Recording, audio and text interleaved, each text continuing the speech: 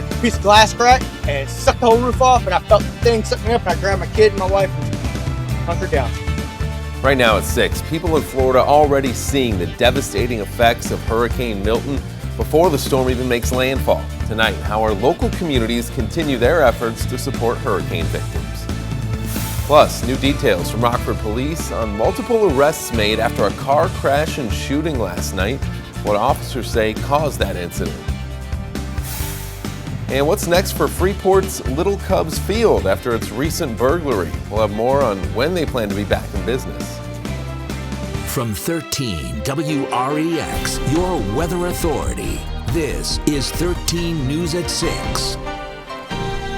We begin tonight with a live look in Naples, Florida, thanks to our friends at EarthCam.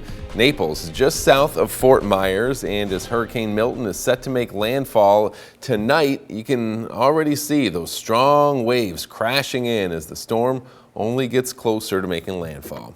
Thanks for joining us tonight. I'm Derek Bain. Last-minute preparations are underway before Hurricane Milton slams into Florida, and for some, it is too late to evacuate, and they have to hunker down. You can see several tornadoes caught on camera across south central Florida. NBC News reports that Milton has spawned at least 10 of them, already bringing destruction to a handful of communities. Storm surge warnings also covering the state's west coast, which officials say can be life-threatening to anyone in the hurricane's path.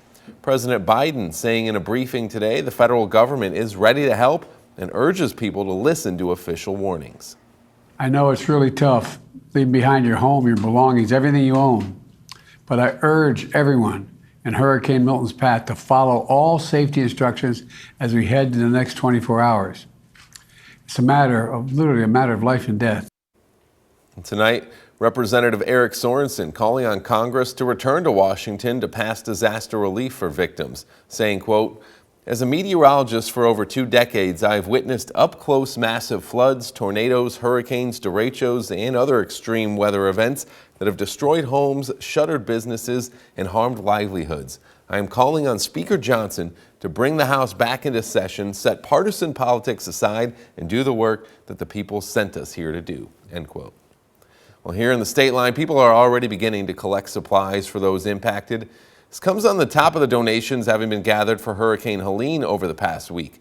Collections began last week in Poplar Grove as a local business gathered supplies to put in a trailer to take down to Asheville, North Carolina Monday. Now, another started in Sycamore, where supplies are being collected around the city to also be taken to the south, and yet another is now underway in Loves and McChesney Park as several local businesses are collecting supplies which they plan to ship to Orlando, Florida to be given to victims of both hurricanes. North Carolina was affected, a lot of people there, and then with this big one coming in, their supplies are gone everywhere, so this is an opportunity to help them in all areas, get them in faster, because the people that are affected the most, they can't get there, they have to fly it in.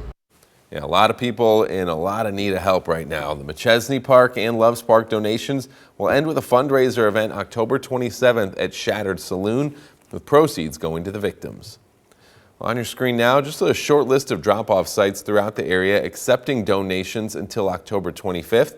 You're asked to not bring clothes, but instead you should bring items like cleaning supplies, pet supplies, canned goods, and bedding. For more information, you can find all these resources listed at WREX.com.